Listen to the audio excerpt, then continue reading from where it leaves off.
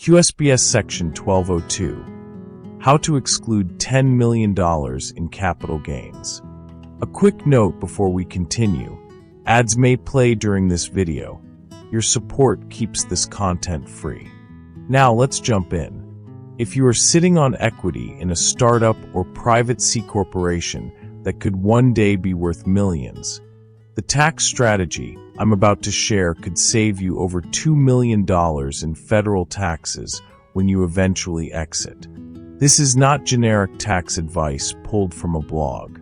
This is the exact framework that wealth advisors charge $400 to $500 an hour to explain. The same strategy that sophisticated venture capital funds and family offices use to structure tax-free exits. Under Section 1202 of the Internal Revenue Code, known as the Qualified Small Business Stock Provision, you can exclude up to $10 million in capital gains from federal taxation, and in some cases, far more than that. Over the next 10 minutes, I'm going to walk you through the precise eligibility requirements, the critical timing rules, the 10 times basis multiplier that allows certain investors to exclude $50 million or more, and the trust-based stacking techniques that ultra-high net worth families use to shield massive gains from taxation. Let's start with the fundamental requirements. For stock to qualify under Section 1202, it must meet 4 non-negotiable tests. First, the stock must have been issued by a domestic C corporation. If your company is an LLC, S Corp, or partnership, your equity does not qualify, period. However, if your company converts from an LLC to a C Corp, the QSBS clock starts from the conversion date for new shares issued afterward. This is why venture-backed companies often reincorporate as C corporations before their Series A round. Second, you must have acquired the stock directly from the corporation in exchange for money, property, or services, not through a secondary purchase from another shareholder. If you bought shares from a departing founder, those shares don't qualify in your hands, even if they qualified for the original holder. For employees with stock options, the QSBS clock doesn't start when options are granted. It starts when you exercise and receive actual shares. Third is the gross assets test. At the time your shares were issued, the corporation's aggregate gross assets could not have exceeded $50 million. This is measured both immediately before and after the issuance. If the company had $48 million in assets and raised a $15 million round that pushed them over $50 million, any stock issued in that round fails the test permanently. Here's the key insight. This calculation uses tax basis, not fair market value. So a company with intellectual property worth hundreds of millions could still pass if that IP was developed internally with low tax basis. This is why early founder stock issued when the company had minimal assets remains qualified, even if the company later becomes a unicorn. Fourth is the active business test. During substantially all of your holding period, at least 80% of the company's assets must be used in the active conduct of a qualified trade or business. The IRS explicitly excludes professional service firms where the principal asset is employee reputation or skill. This eliminates law firms, accounting practices, consulting businesses, medical practices, and financial advisory firms. Also barred are banking, insurance, financing, leasing, investing, farming, hotels, and restaurants. The sweet spot for QSBS is technology companies, software-as-a-service platforms, biotechnology, manufacturing, and wholesale distribution. If you work for a company building cloud software, medical devices, or technology-enabled products, you're likely in a qualified business. Now the most important timing rule in Section 1202.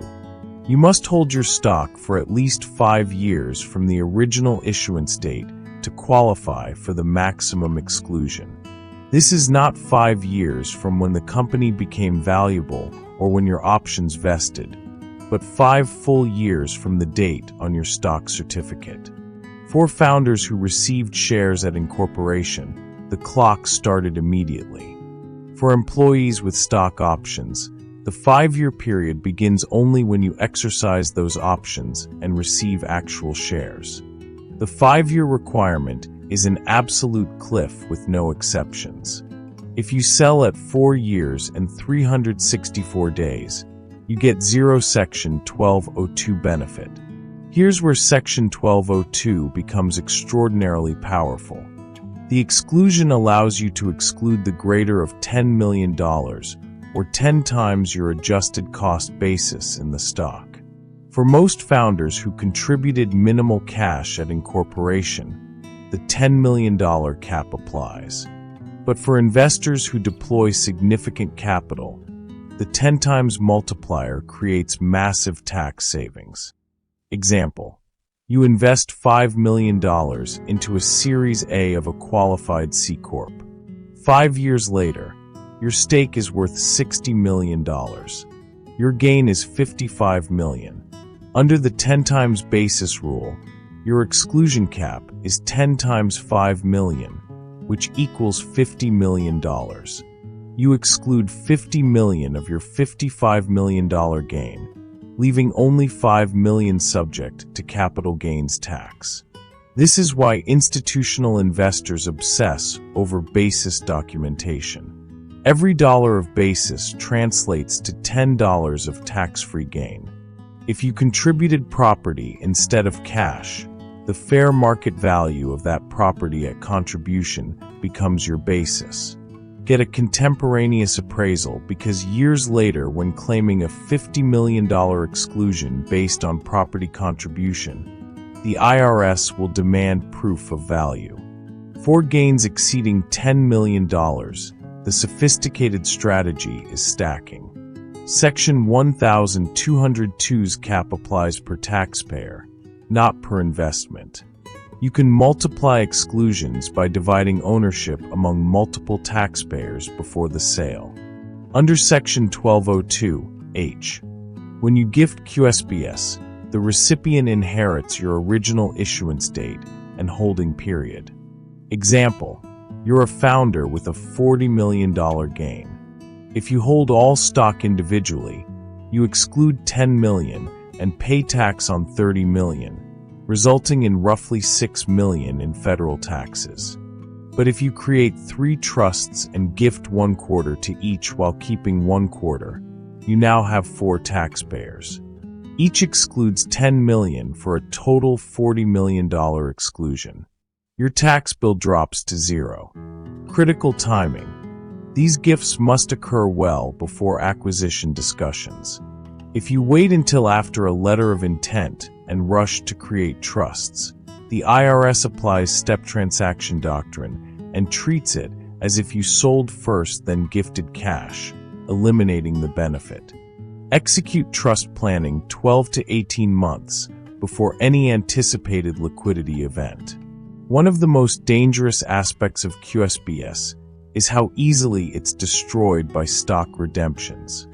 If the corporation buys back any of your stock or stock of related parties during a 4-year window, 2 years before and 2 years after your issuance, your QSBS status is tainted permanently.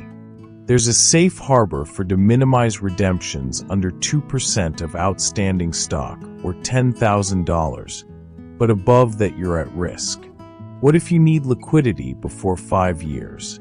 Section 1045 allows you to roll gains into another QSBS investment within 60 days and defer tax while your holding period carries forward. Example: you held Company A for 2.5 years when it's acquired. You receive $8 million. If you reinvest all $8 million into Company B, another QSBS-eligible C Corp, within 60 days, your gain defers and your holding period transfers.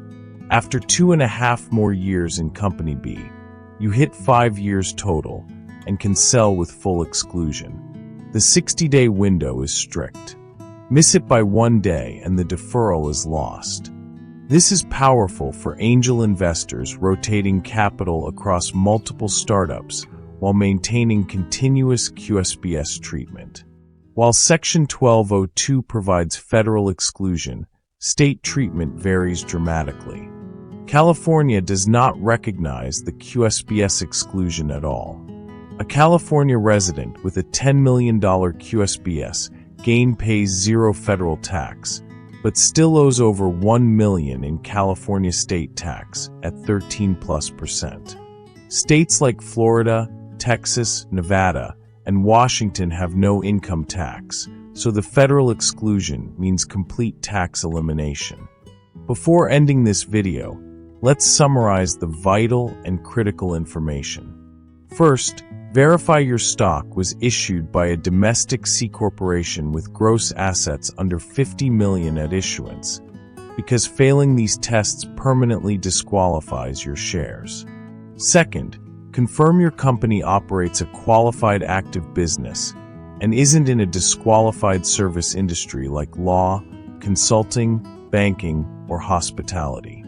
Third, track your 5-year holding period precisely from the actual stock issuance date, understanding that selling even one day early eliminates the entire exclusion. Fourth, if you made a significant investment, calculate your 10 times basis limit and maintain rigorous documentation, as that may allow exclusions far beyond $10 million.